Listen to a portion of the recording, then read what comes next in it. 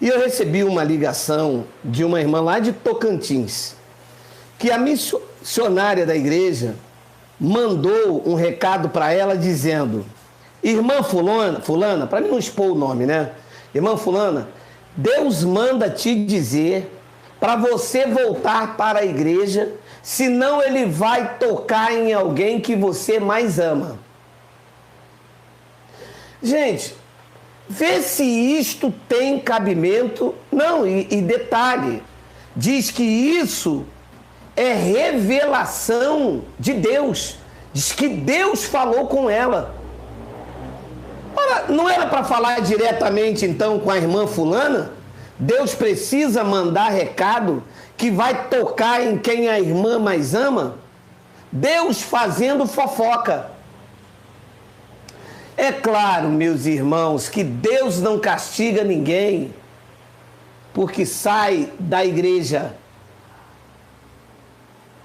O que está montado aí como indas e vindas para buscar a Deus não tem nada a ver com igreja.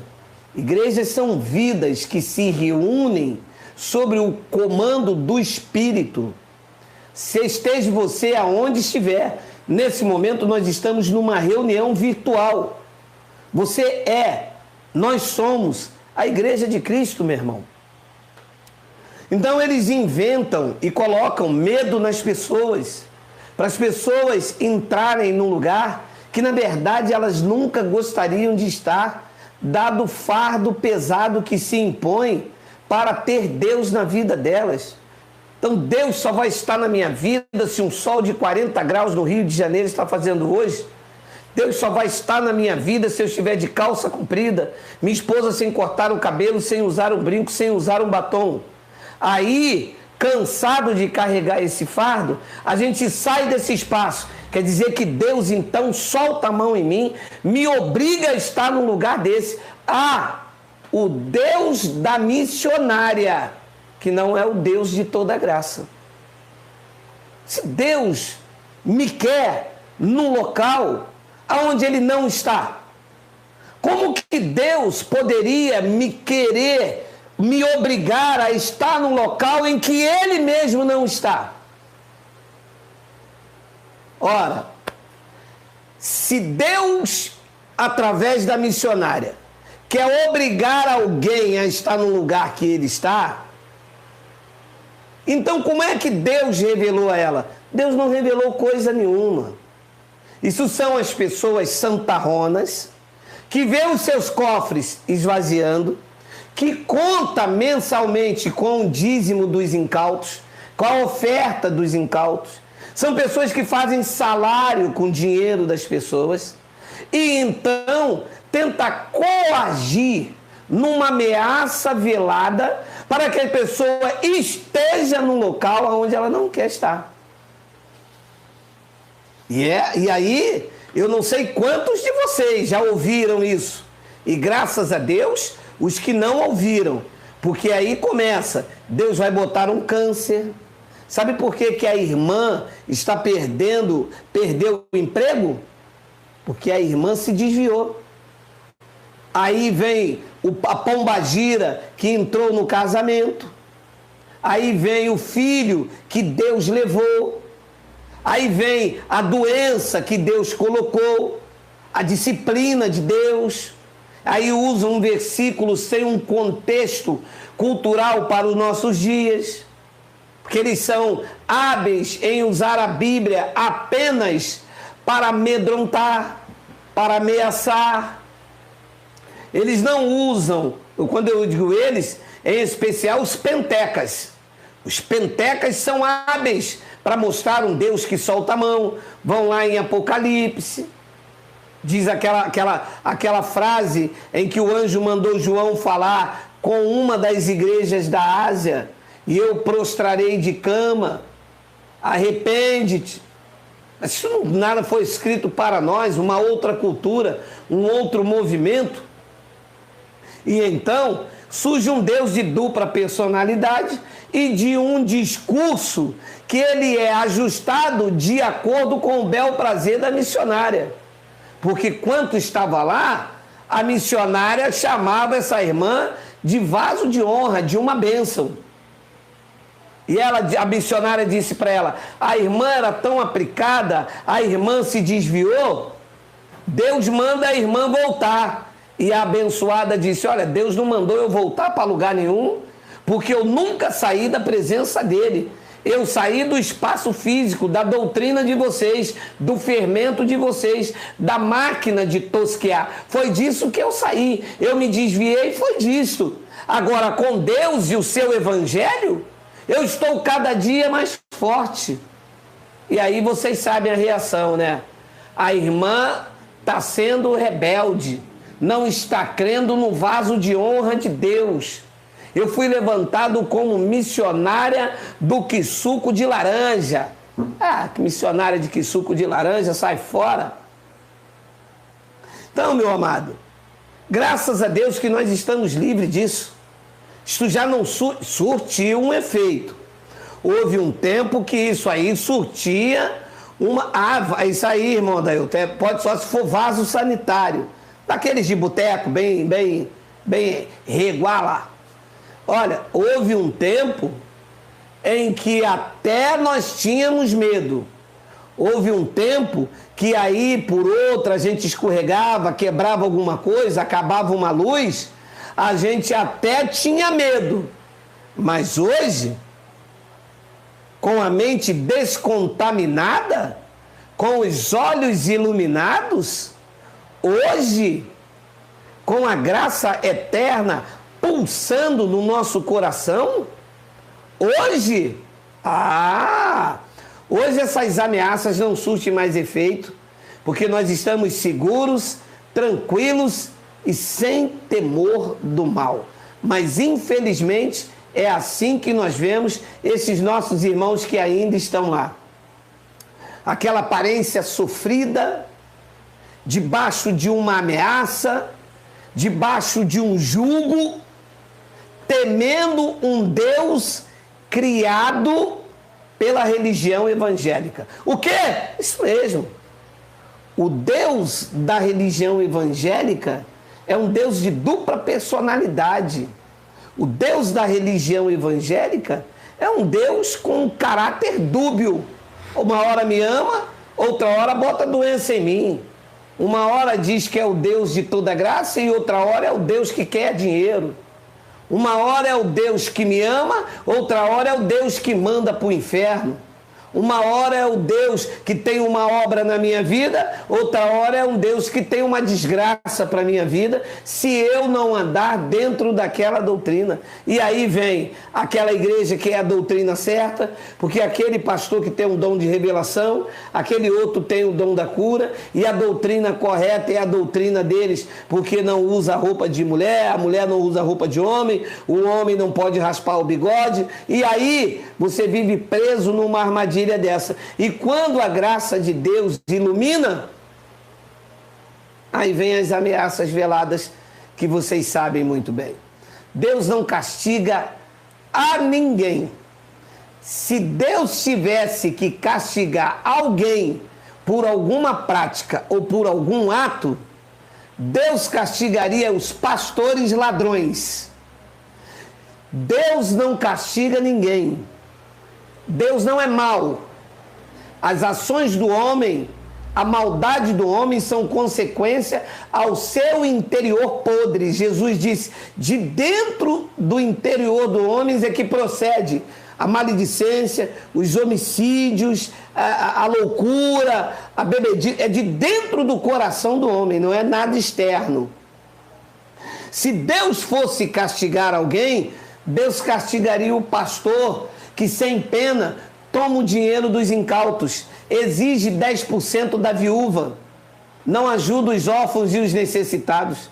Se Deus fosse soltar a mão em alguém, Deus soltaria a mão nessa missionária lá de Tocantins, que usa Deus na primeira pessoa para coagir alguém que foi liberto desses alçapões, desse chiqueiro sujo, que eles chamam de igreja evangélica.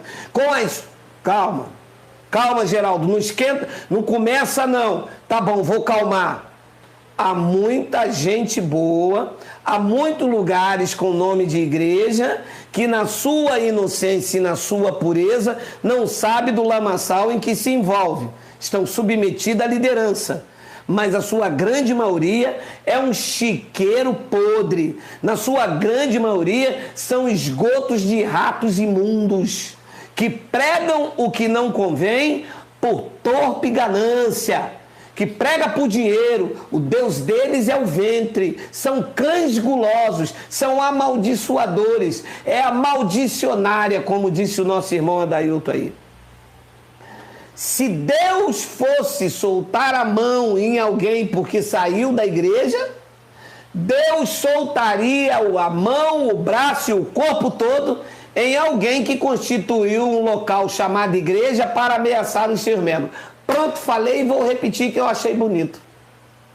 Se Deus fosse soltar as mãos, ou a mão, sobre alguém que saiu desse local chamado igreja, Deus soltaria o corpo todo dele em cima de alguém que constituiu este lugar chamado igreja e que usa o nome dele na primeira pessoa, fazendo as pessoas ir buscá-lo aonde ele não está. Cambada de canalhas, cambada de mau caráter. O profeta Isaías chamou de cão gulosos. O profeta Isaías chamou essa turma que quer prender as pessoas dentro desses lugares através da culpa, do medo e do pânico. São vira-latas. Que se fosse um cão, igual eu tenho aqui em casa ainda, o Noah, um puduzinho bonito, tudo ia até muito bem. Mas pior que são vira-latas. Cães sarmentos. Se alimentam da vingança. Eles são vingadores.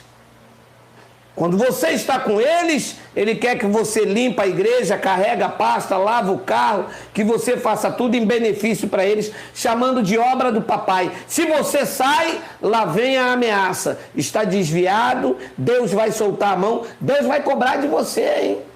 Lebanda, lecombandará xerecomanaia. Deus vai cobrar de você, diz a missionária Levácia, de Camanoi, de Camanai, de Labaxerig.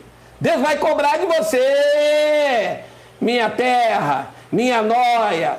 Deus vai cobrar de você, diz a missionária Labaxúria, Lebecantas, Nabanai, Lavassunga, na bacia. Ô glória! De Mantuí. Sai fora. Olha aí, ô, sua pulguenta, aí do Tocantins. Olha aí, ô vaso sanitário, pé sujo. Escuta aí, ó. Tô mandando um recado pra você, GG. Tá bom? Tô aqui no Sarapuí, sua vira-lata, sua cão sarneta. Toma vergonha, para de ameaçar os outros. Nós não temos mais medo da tua feitiçaria, sua maldicionária, sua vira-lata. Me desculpa a expressão, você não vai ameaçar ninguém da graça de Deus, não, Zinfia, Satanás. Ah, mas eu fico mordido, cara. Ah, mas eu fico mordido com esse tipo de coisa. É que você fica seguindo, irmã, esses caras no YouTube. Deus não fez igreja virtual. Alô, maldicionária. Alô, do Labaxérigues. Alô, do Mantuí, do Mantuá.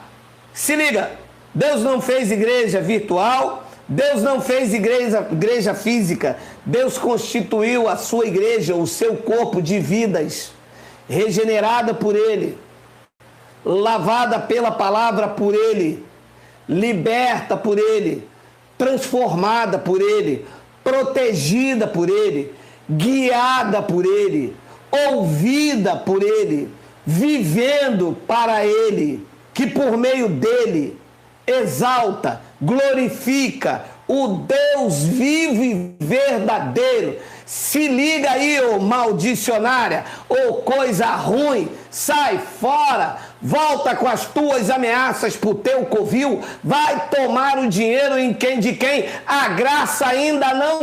Dá vontade de falar teu nome aqui, cara! Dá vontade, cara, mas não vou.